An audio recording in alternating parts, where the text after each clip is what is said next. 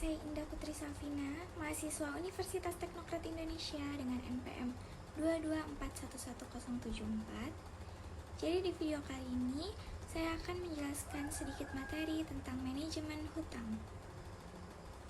Yang pertama ada pengertian manajemen hutang. Manajemen hutang adalah proses pengelolaan kewajiban, keuangan atau utang perusahaan atau individu dengan cara yang efisien dan bertanggung jawab. Tujuannya adalah untuk mengatur pengeluaran, jangka waktu, bunga, dan sumber dana sehingga dapat meminimalkan resiko keuangan dan memastikan kesehatan keuangan jangka panjang. Hutang adalah jumlah uang atau kewajiban finansial yang harus dibayar oleh seseorang atau perusahaan kepada pihak lain. Biasanya dalam bentuk pinjaman atau pembelian barang atau jasa dengan janji pembayaran di masa mendatang. Hutang dapat berupa utang bank, utang kartu kredit, hutang kepada pemasok, atau kewajiban lainnya yang harus diselesaikan pada suatu waktu tertentu. Hutang langsung adalah istilah yang biasanya mengacu pada pinjaman atau utang yang diperoleh secara khusus untuk tujuan tertentu, seperti membeli rumah atau sering disebut hipotek, atau membiayai pendidikan yang sering disebut pinjaman pendidikan. Dalam kasus ini, dana yang diperoleh harus digunakan sesuai dengan tujuan peminjam, dan seringkali aset yang dibiayai seperti rumah atau pendidikan digunakan sebagai jaminan. Hutang langsung memiliki beberapa karakteristik penting. Tujuan tertentu, hutang langsung digunakan untuk tujuan khusus seperti pembelian rumah, mobil, atau pendidikan. Jaminan, dalam beberapa kasus, aset yang dibiayai dapat digunakan sebagai jaminan atau agunan seperti hipotek yang menggunakan rumah sebagai jaminan. Suku bunga, tingkat suku bunga pada hutang langsung dapat bervariasi, tergantung pada jenis peminjam dan pasar keuangan saat ini. Pembayaran berkala. Peminjam diharuskan untuk melakukan pembayaran berkala, biasanya bulanan, sesuai dengan jadwal pembayaran yang telah ditentukan. Keterbatasan penggunaan dana. Dana dari hutang langsung harus digunakan sesuai dengan tujuan awal peminjaman dan tidak boleh dialokasi untuk tujuan lain. Hutang langsung seringkali memiliki manfaat, seperti membantu seseorang membeli rumah atau mendapatkan pendidikan yang mungkin sulit dibiayai secara tunai. Namun, penting untuk memahami sepenuhnya kewajiban yang terkait dengan hutang ini dan memiliki rencana pengelolaan keuangan yang baik untuk mengatasinya. Pembayaran hutang secara bertanggung jawab. Perencanaan hutang adalah proses merencanakan bagaimana pengelolaan hutang dengan bijak dan bertanggung jawab. Ini melibatkan langkah-langkah berikut. Yang pertama ada evaluasi hutang. Pertama, identifikasi semua hutang Anda, lalu catat jumlah hutang, suku bunga, jangka waktu, dan memberi pinjaman.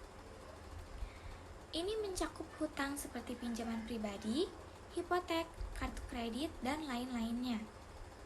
Yang kedua ada prioritaskan hutang. Tentukan hutang mana yang harus menjadi prioritas. Biasanya, hutang dengan suku bunga tinggi atau yang memiliki konsekuensi hukum jika tidak dibayar menjadi prioritas. Lalu yang ketiga ada buat anggaran. Buat anggaran yang mencakup semua pengeluaran bulanan Anda. Ini akan membantu Anda melihat berapa banyak uang yang dapat dialokasi untuk pembayaran utang setiap bulan. Yang keempat ada rencana pembayaran utang. Tentukan rencana pembayaran utang yang realistis.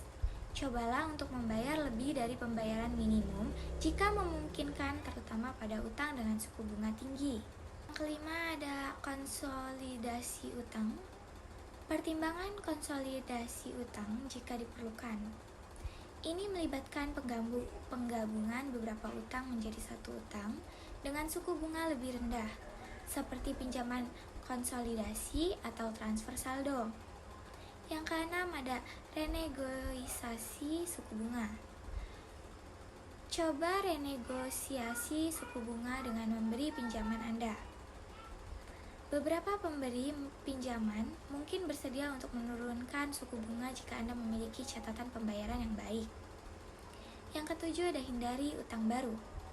Selama Anda berusaha melunasi hutang, hindari pengambilan utang baru kecuali jika diperlukan.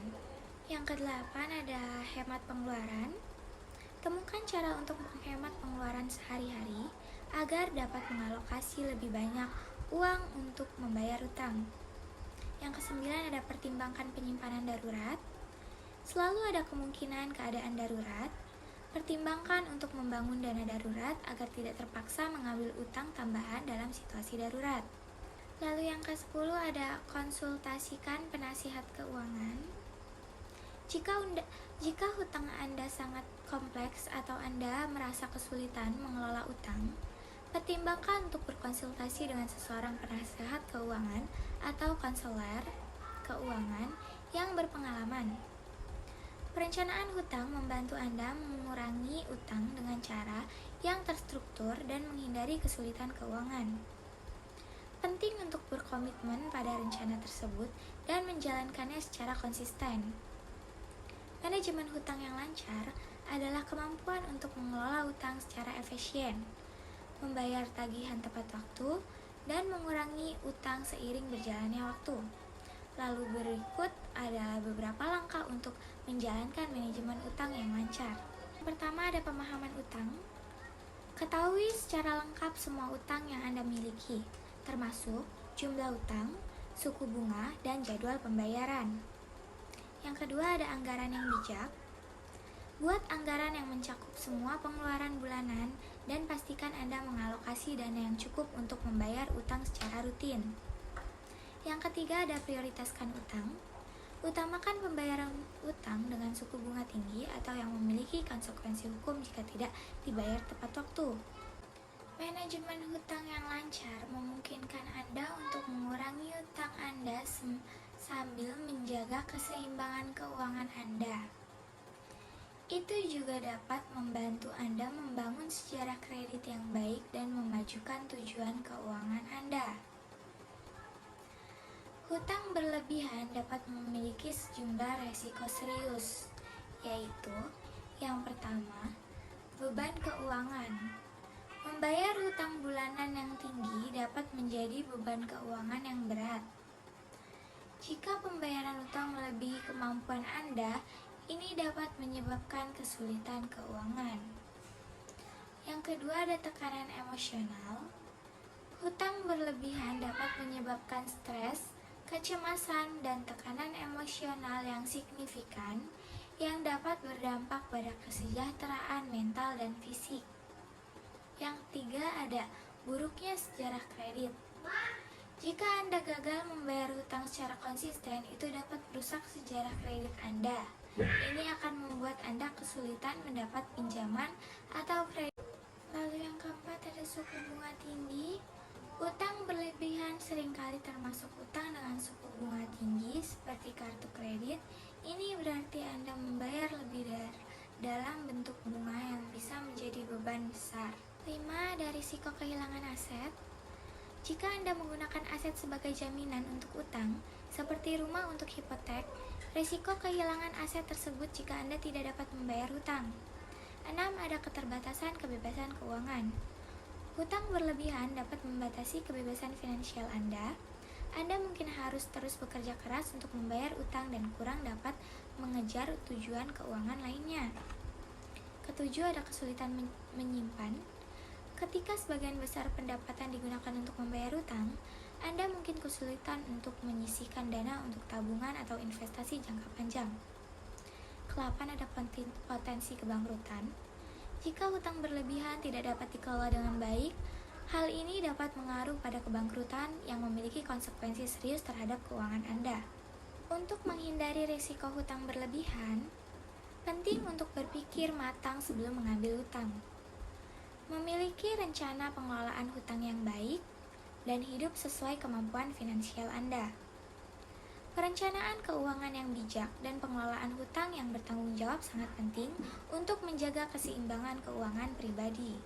Ini itu saja yang dapat saya sampaikan mengenai materi manajemen hutang. Jika ada salah-salah dalam penyebutan kata-kata mengenai